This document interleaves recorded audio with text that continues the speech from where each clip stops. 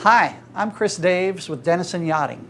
Today we're here on the 103-foot Broward motor yacht, Three Kings. I'm going to take you on a full walkthrough of this immaculate Broward and point out all the great things that make her unique.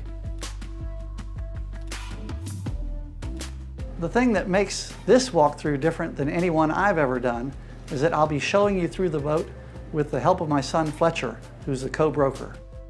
As soon as you walk aboard this beautiful Broward, there are three things that jump out at you immediately. The first is the headroom in the main salon. When you combine the approximately 8-foot headroom with the beautiful mahogany millwork, you get a feeling that few Browards can offer. The next thing that jumps out at you are the owner and guest cabins. All 4 cabins span the entire beam of the boat at their location, and the guest cabins are every bit as nice as the master.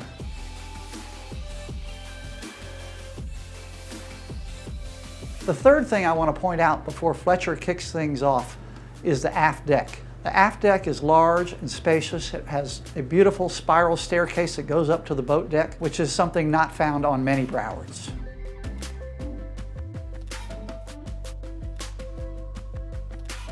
Having told you a few things I like about the boat, I'm going to hand it off now to my son and co-broker Fletcher Daves. Hi, I'm Fletcher Daves with Denison Yachting. We're going to get things kicked off on the Flybridge, all the way aft on the tender deck. When you're underway, heading to your next port of call, this is where your 15-foot Nova Rainier would go, and on the port side, this is the davit that would lift it. A great safety feature about the sun deck here is a safety rail that goes all the way around where the tender should be, so you can set up sun chairs. Moving forward on the sun deck, we have a 4-person jacuzzi to the starboard side. This is a great place to cap off the day with cocktails and a sunset. Across from the jacuzzi, on the port side, we have some L-shaped seating that's easy to move around. The forward half of the sun deck is covered by an oversized molded hardtop and has a plethora of seating, which makes for a great area to hang out underway or at anchor. Over on the starboard side, there's L-shaped seating around a high-low table. The seating is mirrored over on the port side with an additional daybed aft.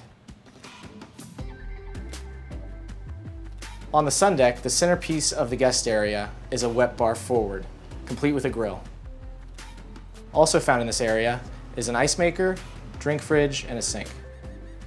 Wrapping things up here on the sun deck all the way forward is your upper helm area, complete with an oversized bench. Here the captain has access to everything they need in order to operate the boat safely. We're going to revisit this a little later in today's walkthrough, but on the port side of the upper helm area, you have access to the pilot house. For now, follow me aft down the winding staircase leading to the aft deck. All the way aft on the waterline is a swim platform, and it serves a few purposes. It's a great place to tie off the tender, jet skis, rafts. It also doubles as a beach club. A few other notes about the swim platform are the stanchions found all the way aft, lazarette storage on port and starboard side, as well as a freshwater hose and shower. From here, follow me into the crew area. Stepping down into the crew companionway, to the starboard, you'll find a cabin with bunks that has access to a shared head.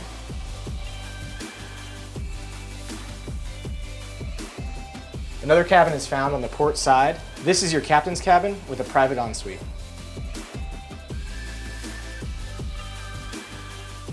One step out of the captain's cabin is the first of 2 stackable washer dryers and oversized refrigeration. All the way forward in the crew companionway is an additional crew room that's currently being used for storage. Forward of the crew area is the engine room with a pair of Detroit diesel 16V92s, each putting out 1,450 horsepower. Outboard of each engine is a Northern Lights genset. Wrapping up in the engine room, our next stop is going to be the aft deck. Now we're on the aft deck, which is my favorite spot on the boat for a few reasons. The first of which is the dinette and the oversized couch seating. The transom seating spans almost the entire beam of the boat and pairs nicely with the 5 deck chairs. The majority of the time, you're going to be boarding from the dock. For that, there's a boarding gate to port and starboard. A few more creature comforts are a TV on the port side, a refrigerator, and cabinet storage. Before I hand it off, I want to mention the molded hardtop with recessed lighting, speakers, and a CCTV camera. And underfoot, we find well-maintained teak decks. Having wrapped up all the exterior spaces, I'm going to hand it off to Chris, or as I like to call him, Dad. He's going to take you through the interior, starting in the salon. The first thing you'll notice when you step into the salon of this Broward is the ceiling height. This boat was built for a gentleman that was 6'6", and he specified this high ceiling. The other thing you'll notice is this beautiful mahogany raised panel woodwork. This is also unusual in Browards. Most of the boats that were built at this time had either oak or maple. The aft section of this salon is a seating area with seating to port and starboard, along with a pop-up TV. One of my favorite features of this Broward is the full beam salon and the large windows on either side that open this room up and bring in lots of natural light. Moving forward in the main salon, we come to the dining area, which is also unique. You pass through this arched opening with these beautiful columns, and there's built-in cabinetry all around the dining area to house all of your dinnerware. On the port side of this dining area, the cabinet storage is primarily for your glassware, flatware, and silverware. Found over on the starboard side is more storage, but also a wine cooler and liquor storage inside this large cabinet. The centerpiece of the dining area is this beautiful table, which, when expanded, can seat up to 8 people. Heading forward in the main salon, we have 2 options. To starboard, we have the main foyer. To port, we can go down this companionway to the 2 guest cabins below. Reaching the landing and turning aft, we enter this full beam guest cabin. The thing that I like about all the guest cabins in this Broward is they're finished to the same high level as you'll find in the main salon. Turning our attention to the starboard side is a vanity with storage on either side. Another great feature of this cabin is there are a pair of walk-in closets forward. Jumping to starboard, we have a love seat under a port light with storage to either side. Perhaps the most unique feature of this cabin are his and hers baths, found aft of the berth to port and starboard.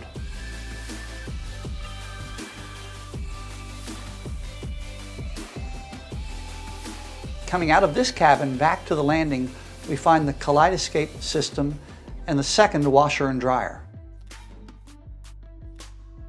Passing through the landing again, we enter this enormous guest cabin, which could pass for a master on any other boat.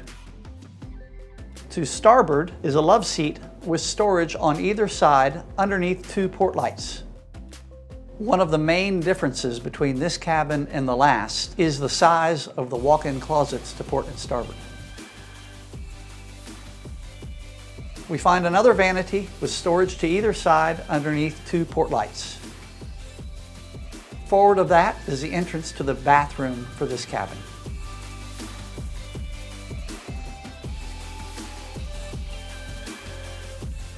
Leaving this area, we'll go back up to the foyer, which I mentioned earlier, and pick up there. The main deck foyer is the center of many guest activities, offering access to 6 different areas, starting with this day head.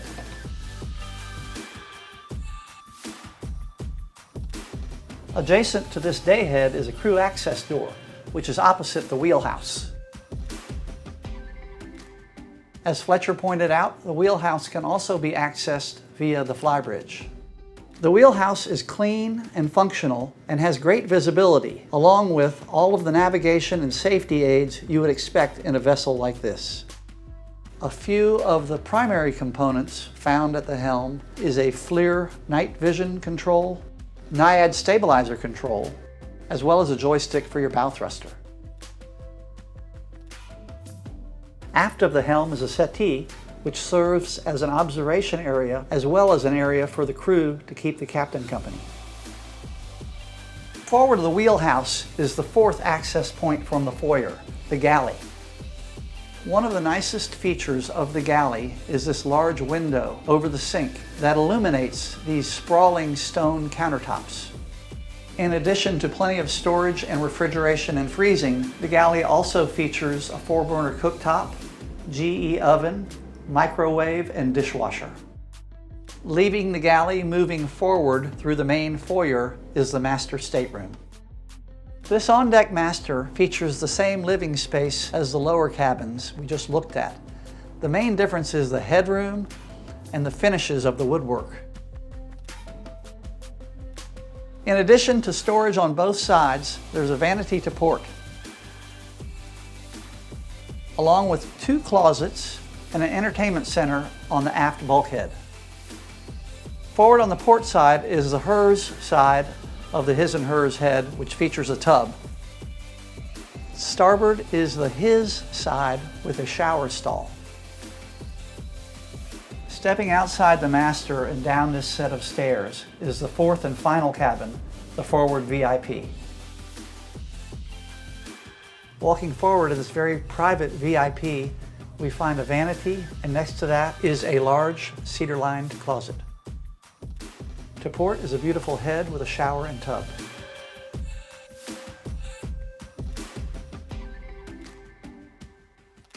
All the way forward in this split-level space is an island queen berth.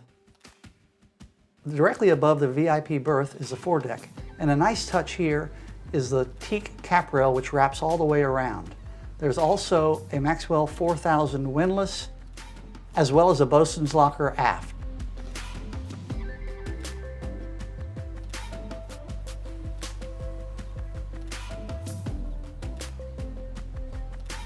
On behalf of Denison Yachting, I'd like to thank you for joining us today on this tour of Three Kings.